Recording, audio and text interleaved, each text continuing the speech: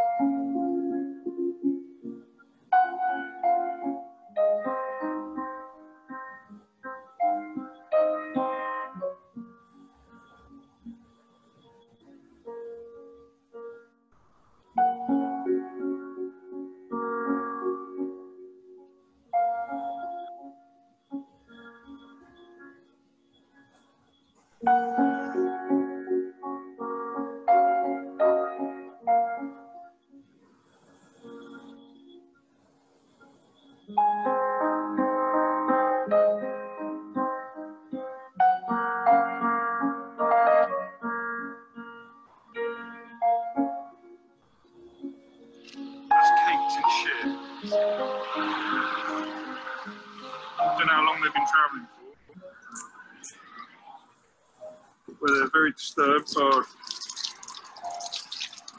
that's how they're kept, just as they travel, just shitting on each other, pissing on each other. And they want to talk about welfare as a joke.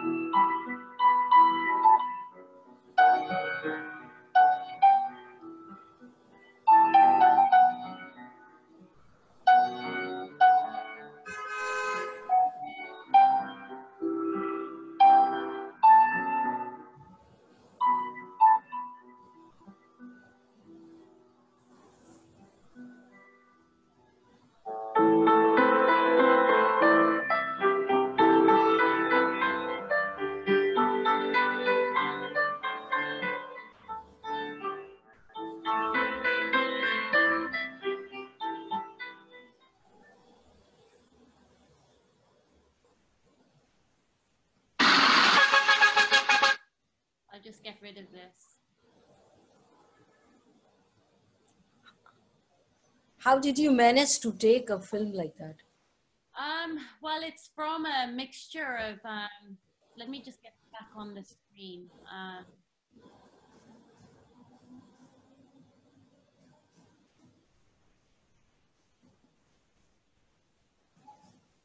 Can you see me? We can see you and we can see your screen as well. Oh, can you? Okay, let me close that.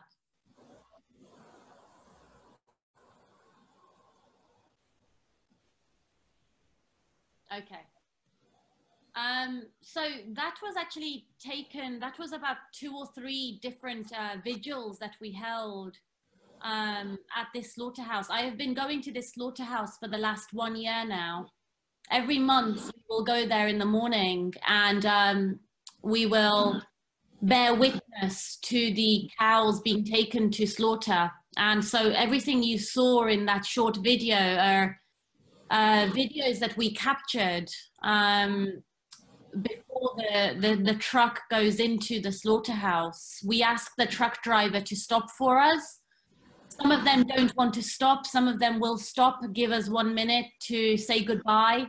And then we have our things like our cameras, our phones, and we will take pictures from, you know, the trucks have the kind of little slats, and we are able to look inside and take as much video and photographic footage as we can, but also just to send the cows loving, peaceful, compassionate energy, something that they would never have felt before, because literally moments after that they will be slaughtered. So it is one of the hardest parts of activism that I do. It's very, very emotionally taxing, and yet it makes me a stronger activist because I see that, and it's happening right in front of my very eyes. And a lot of the times I see dairy cows and their udders are still full of milk, and they are being taken to the slaughterhouse. And it is times like that when you ask me that, how, you know, where do you get the energy from? When I see that pain, when I see that suffering, I know that I cannot stop until this stops, until the suffering stops. Yeah, Bhupesh Bhai, he has written here something. We Yeah. need to keep ourselves in their position to understand their pain and suffering. Absolutely. Yeah, absolutely. And this, you know, going to the slaughterhouse and bearing witness to the cows before they are being taken to be slaughtered is the closest we as activists can get to being with the animals in their final moments. Otherwise, everything we are seeing is from a distance. We are seeing things from a screen, from videos, from Facebook, from YouTube. But to actually see it yourself and be there and see them and hear them and smell the smell of blood that comes from the slaughterhouse, and hear the cries of the cows when they are waiting one by one to be slaughtered. There is no other experience like that. No other experience like that. Yeah, over here we have young activists, and they once visited a dairy farm here, one of the biggest, we call it as RA Milk Colony. And they didn't tell who they are. They just said we are students of some college. And then every day in the evening, there's a fixed time when a van comes and takes away all these cows, you know, freshly born cows. Right. To be taken wherever, to be killed for veal or for the calf leather. Right. And that's it. It's a fixed routine. Every day one van comes, picks them up and takes them away. Yeah, it's terrible. And, that's it. This is right, you know, happening in my own city. Yeah. It's not in some remote dairy farm. It's happening right in my own city. And the sad thing is, Dr. Shah, is that when I talk to the Hindus here in this country, they seem to have this idea that in India, it doesn't happen. And in India, everything is perfect and the cows are treated amazingly. And when I actually let them know that the same suffering that is happening here is happening in India, and sometimes even worse in India, they do not want to believe that at all. Here it is also happening exactly the same. And worst is the state of buffaloes, because buffaloes, we don't see them on the road ever. Cows are sometimes left on the road after they've finished giving milk, so that no one wants to take care or feed them, nothing. So they are left on the road. Right. But you never see buffaloes on the road. Why? Because they are 100% sold off to a slaughterhouse. Right. So why will you see them ever on the road? You never see them. So that's the fate. That's what we have chosen. We have sent them to the slaughterhouse after extracting their milk. Right. We are responsible for it. Exactly. What if a buffalo or a cow knocked at 6 o'clock in the morning? Instead of your milkman, a cow stands outside our door and says that, hang on, I finished giving you milk all my life. Can you take care of me now? Are we willing to take care of an animal whom we have exploited thoroughly? Not at all. Not at all. And the And other, when I tell the Hindus here, because they will say, well, Lord Krishna loved his cows, and he loved the milk, and he loved the butter, and I will say to them that, okay, will you in your garden have a cow, and every morning will you go and milk that cow by hand, and every day will you play the flute to this cow, and every day will you take this cow to all the different green pastures for organic grazing, and when this cow gives birth, will you also look after its calf, and will you allow the cow to stay in its herd, and will you extend your garden to accommodate for all this? Because if you're willing to do that, then you can say that, yes, we are drinking milk just how Lord Krishna did. But if you're not willing to do any of that, then you have no right to touch something that isn't yours. absolutely. Also, every cow, when you showed us the film, I saw that there were tags on cow. There were just numbers. Right. Earlier, at least every household, if they had a cow, even she had a name, Yes. because she was like a member of the family. Right. Exactly. Yeah, and even if she got naturally pregnant, or when she stopped giving milk, she was still a member of the family, and she was Right. looked after till end, absolutely, and Yeah. honored completely. There Yeah. was no refrigeration, and the milk was not stored, and it was not like an industry. And also the milk that was given then, it was very little. It was whatever Yes, left over, and they would, the village, the community would share that little bit of milk. But now we are consuming so much that, how can any family survive off a tiny little bit of milk?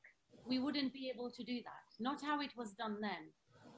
also with this there is a huge propaganda, right from the school textbooks, saying that milk gives calcium, and milk is must, and it's nutritionally very rich food, and every vegetarian must have it, and otherwise you will die or your food is not complete. Right. And milk is healthy all the time. So now when a mother weans off her baby, the first thing she tries is to immediately replace it with some milk, Yes. cow milk or buffalo milk or whatever. And if the child is vomiting, she will put sugar, she'll put chocolate, she will try to close his nose so that he starts gulping down, and somehow make sure that he becomes the addict to the milk. Right. And because the mom is convinced that milk will make her boy strong. Exactly. Yeah.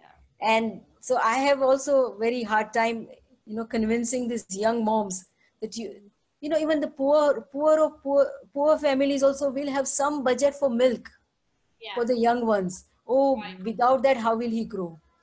So I have a maid at home who comes from a very poor family. She said, we don't have money for milk.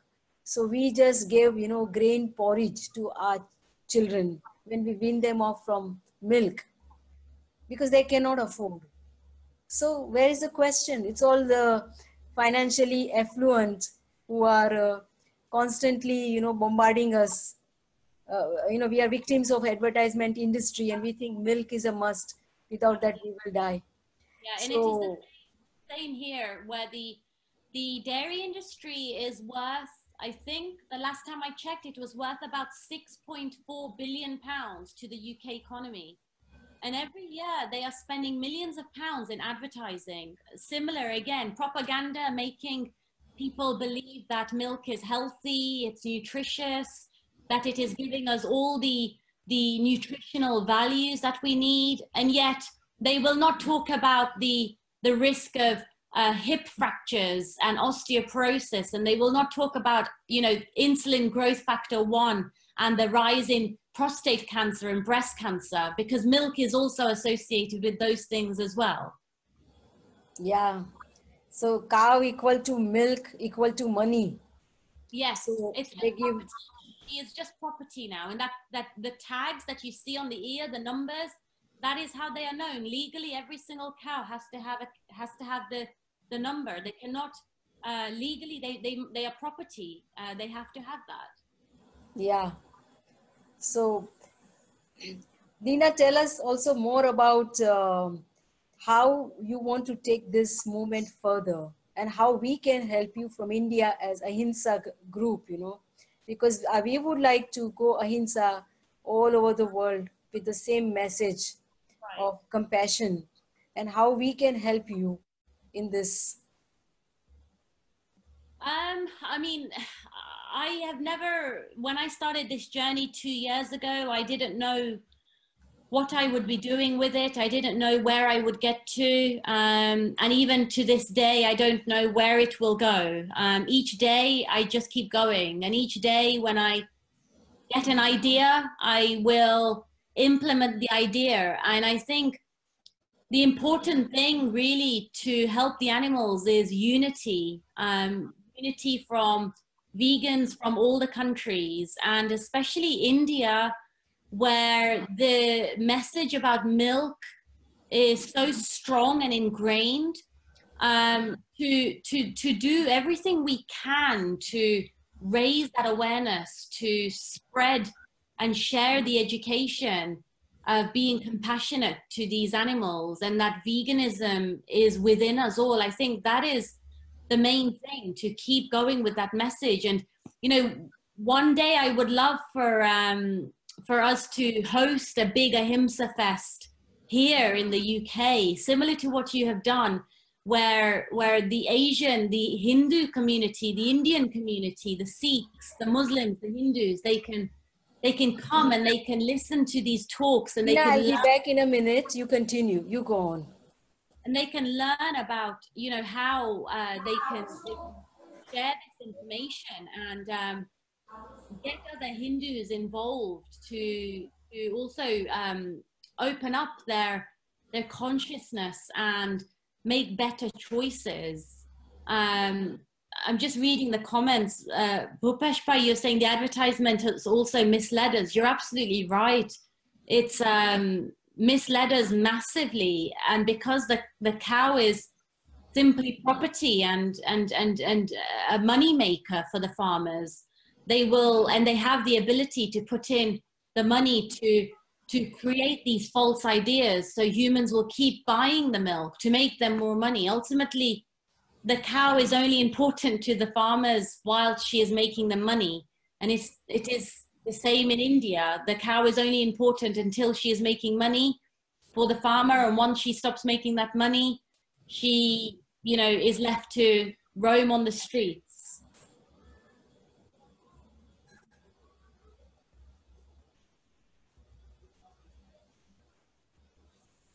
Okay, I'm back, and there is Bhupesh who's saying that advertisement also mislead us. Yes, I've just commented on that actually. I absolutely agree. I mean, as you said, the cow is only a commodity, you know, a commodity to make more money for the farmer. And once she cannot make money for the farmer, here in this country, she is sent to be slaughtered. In India, she is left to roam the streets so she can keep eating billboards and plastic.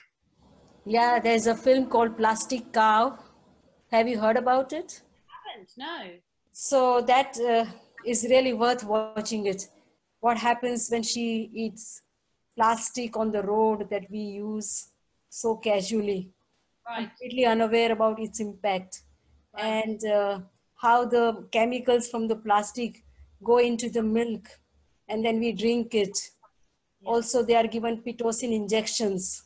Yes. They are illegally available and it increases the milk production. And she cannot cope up with it. Her udders are full, inflamed, and then she's giving loads of antibiotics. And then she gets very exhausted giving milk, and pregnancy after pregnancy, and so much of milk. And at the end of it, 6 or 7 years, she's like very exhausted and she's spent, you know. Yeah, it's terrible. It's terrible. It's a Yeah. very situation. Anyone has any questions to ask Dina? We have her for a few more minutes. And I'll also be looking at the Facebook right now and see who is writing what over there. And if anyone has question on Facebook, please write them now. I'm already reading and I can tell Dina about it.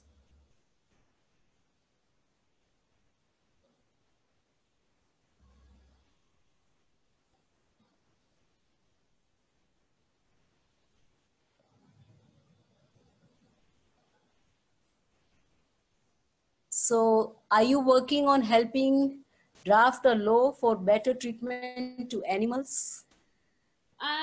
Well, I mean, the UK believes that they have the best welfare laws in the world. In fact, they really pride themselves on the welfare laws, and a lot of the law in the UK is based on welfare. It's not based on rights.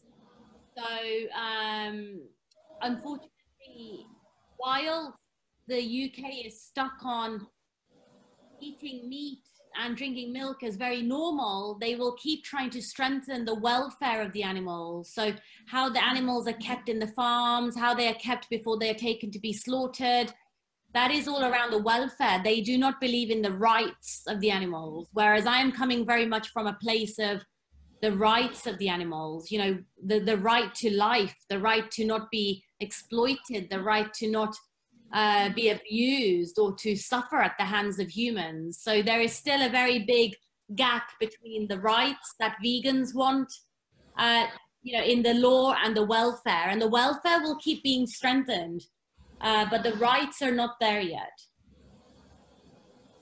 How far are we from there? In the UK, we're very far. I think we are very far. And this is why I think it is the people, the consumers, that need to make their vote count. The legislators and parliament will not necessarily make the changes until the people speak. And when the people say no more, when the people turn around and say, we will not contribute to this harm and suffering anymore, then the lawmakers might respond. And so that is the way we are working at the moment. There are, of course, we are, you know, of course, when it comes to welfare and when it comes to the transport of live animals to other countries, we are there and we are targeting the politicians. But I think fundamentally it is the consumer, the everyday individual, that has to make their everyday choices speak loud. And when they choose that they do not want to consume cow's milk and they are walking down the supermarket aisle just 2 steps further and they can pick up a plant-based milk, that is them making their stance and their vote count. Wow, absolutely right. Do you sell your products online, like t-shirts and all?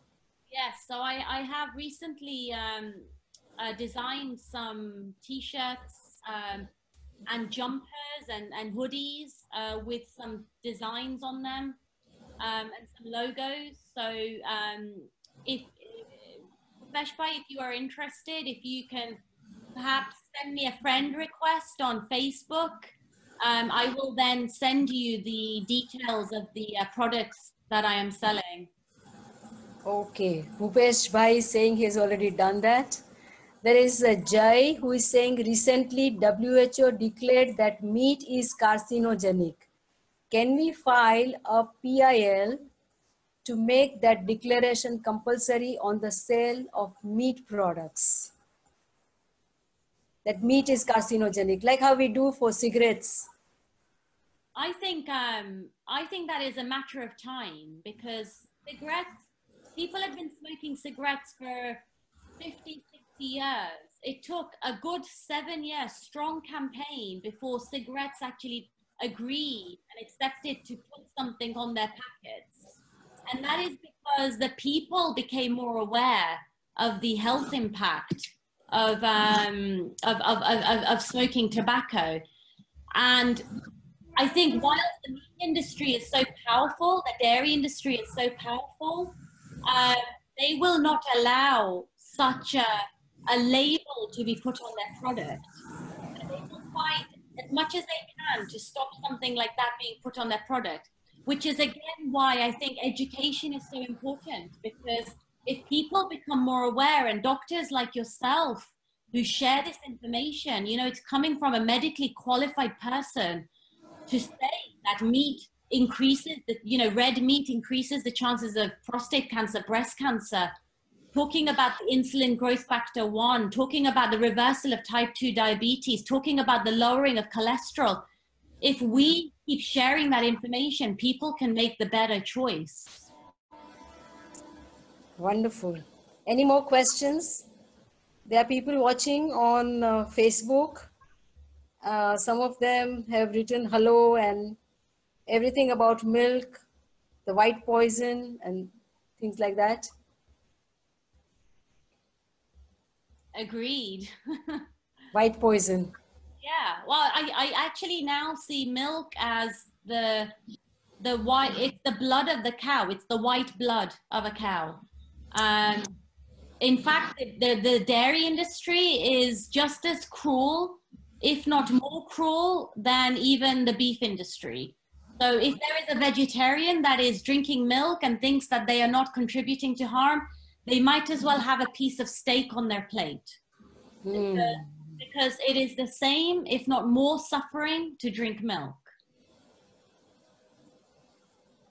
Are you visiting India anytime soon?